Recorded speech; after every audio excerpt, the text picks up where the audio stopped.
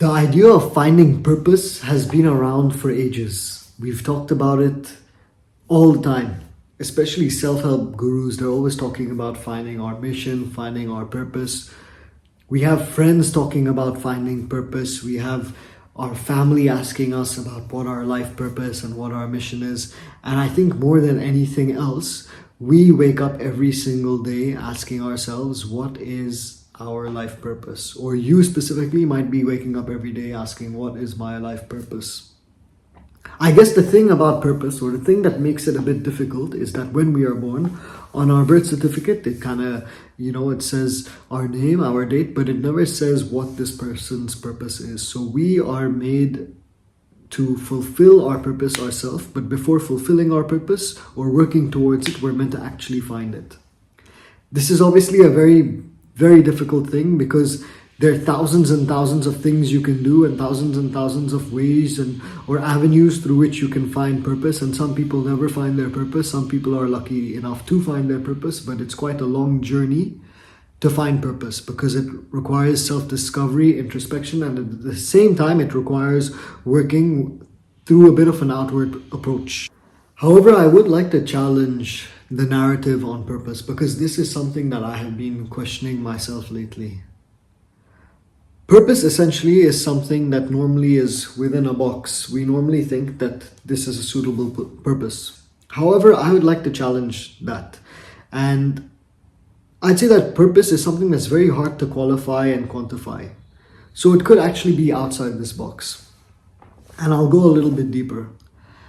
I wonder, maybe purpose can be one concrete purpose, but maybe over time it can evolve.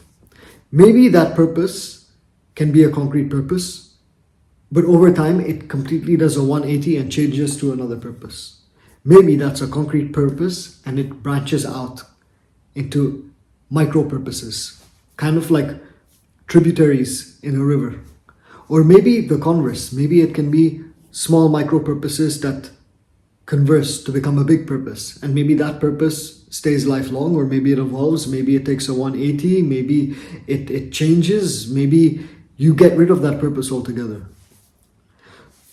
When I was going back to talking about the birth certificate and how our birth certificates don't have our purpose written on it, so we have to find it ourselves, and how that's a challenge, I'd also say that there's a great benefit for this. And the benefit is that we are essentially born without a purpose. So even this box that people have defined for us to have a purpose within, maybe our purpose can be outside that box. Maybe the best part of being born without a purpose is the fact that we don't have to fulfill a purpose. Maybe having no purpose at all is in itself having a purpose. Perhaps us being at one with ourselves, not in resistance to what life has given us.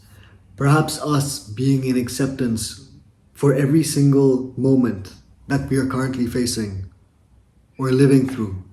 Perhaps us being centered with the root of our consciousness. Perhaps this in itself is a purpose. I think maybe when we're busy chasing our purpose, maybe it won't come to us. And that's kind of the essence of one of the teachings from Buddhism, which is basically that when you're craving, normally that goes even further away. Maybe if we just kind of leave the purpose aside, maybe the purpose will come to us and we'll see maybe it's more of an inside job. This is food for thought, but take on board what you think is useful and disregard what you think isn't. Thanks. Bye.